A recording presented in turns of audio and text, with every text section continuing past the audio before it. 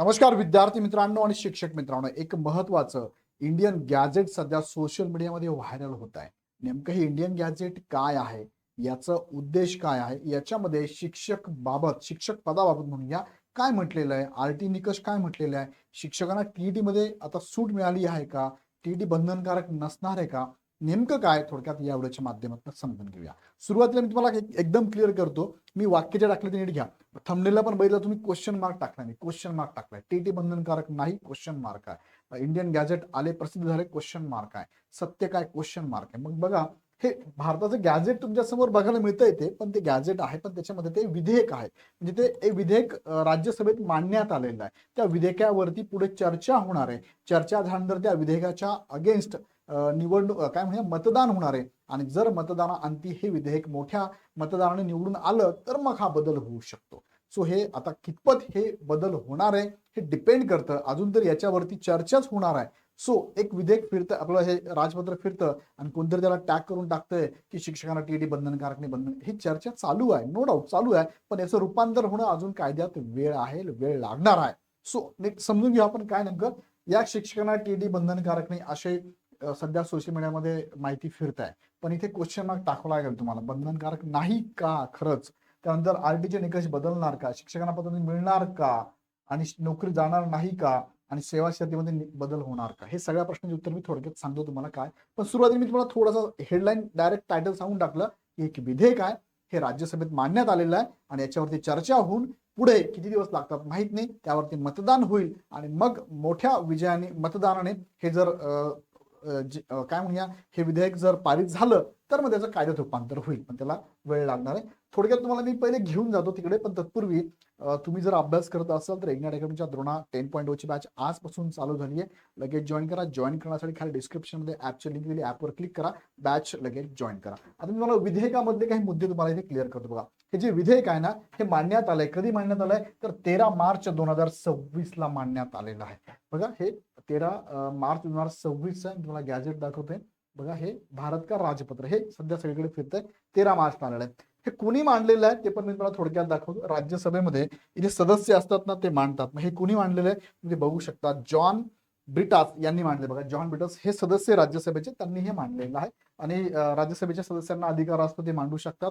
याच्यावरती चर्चा होणार, याच्यावरती राज्यसभेचे जेवढे सदस्य ते मतदान पण करणार आहे. सो त्यानंतर काय होईल ते आपण बघूया. सगळं इंग्लिशमध्ये टोटल 9 पानांचं आहे. पण तत्पूर्वी मला छोट्या सोप्या भाषेमध्ये समजून सांगतो की नेमकं काय आहे. बघा, नेमकं काय आहे तर हे बिल आहे, हे विधेयक आहे, 2026 विधेयक आहे. आणि हे नेमकं भारताचे राजपत्र शिक्षण हक्क कायद्यातील आरटी अंतर्गत एक अत्यंत महत्वाचा आणि दिलासादायक बदल करण्यासंदर्भातलं हे विधेयक आहे.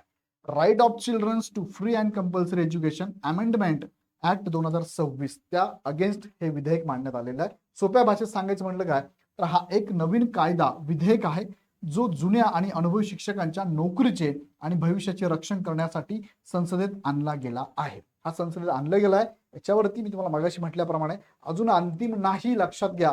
कोणीतरी सोशल मीडियाला टाकते आणि असं झालं तर झालं, हे अजून वेळ आहे, लक्षात घ्या.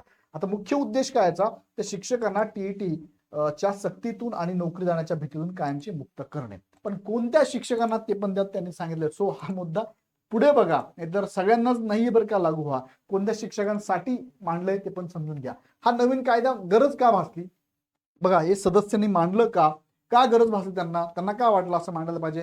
सुप्रीम कोर्टाचा निर्णय आला 1 सप्टेंबरला की सगळ्यांना शिक्षकांना कंपल्सरी करा. आरटीच्या निकषानुसार सगळ्यांना कंपल्सरी करण्यात आलं. पण ही गरज का मांडली हे विधेयक मांडण्याचं, त्याचं पहिलं कारण बघा, सुप्रीम कोर्टाचा निकाल जो की 2025 1 सप्टेंबर 2025 ला आला होता. त्यात त्यांनी काय सांगितलं होतं की 1 सप्टेंबर 2027 पर्यंत टीटी परीक्षा पास करणे अनिवार्य होते. अंजुमन अंजुमन शहात एक तलीम ट्रस्ट यांनी टाकलेली ही केस, ह्या ट्रस्टने टाकलेली केस होती. त्याचा हा निकाल होता सुप्रीम कोर्टाचा.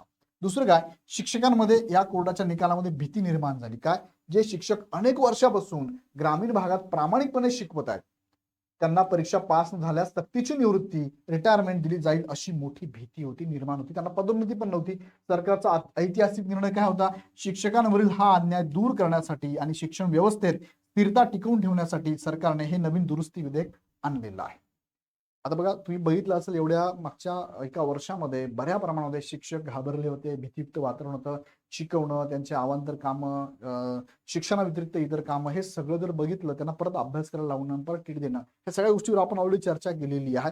सो हे विधेयक फक्त मी त्याच्याबद्दल बोलणार तुमच्याशी. हे 3 मुद्दे त्यांनी सांगितले, की हे विधेयक का आणावं लागलं, याच्यामुळे आणावं लागलं.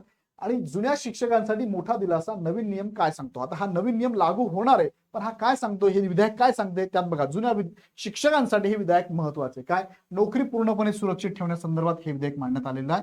कायदा लागू होण्यापूर्वी नियुक्त झाले कोणत्याही शिक्षकाची नोकरी टीईटी परीक्षा पास झाल्यामुळे जाणार नाही, सक्तीच्या निवृत्तीतून मुक्ती राहणार आहे. म्हणजेच काय, तुम्हाला माहिती असेल 2009 ला आरटीचा कायदा लागू झाला आणि हा कायदा लागू झाल्याच्या पूर्वी जे शिक्षक इथे रिक्त काय म्हणतात रुजू झाले होते, शिक्षक या पदावर नियुक्त झाले होते, त्यांना याच्यातून सूट देण्यात यावी या संदर्भात ह्या कायद्यामध्ये हा निकष मांडण्यात आलेला आहे, नियम मांडण्यात आलेला आहे. दुसरं काय, प्रमोशन आणि फायदे अबाधित ठेवणे जाणार त्यांचे.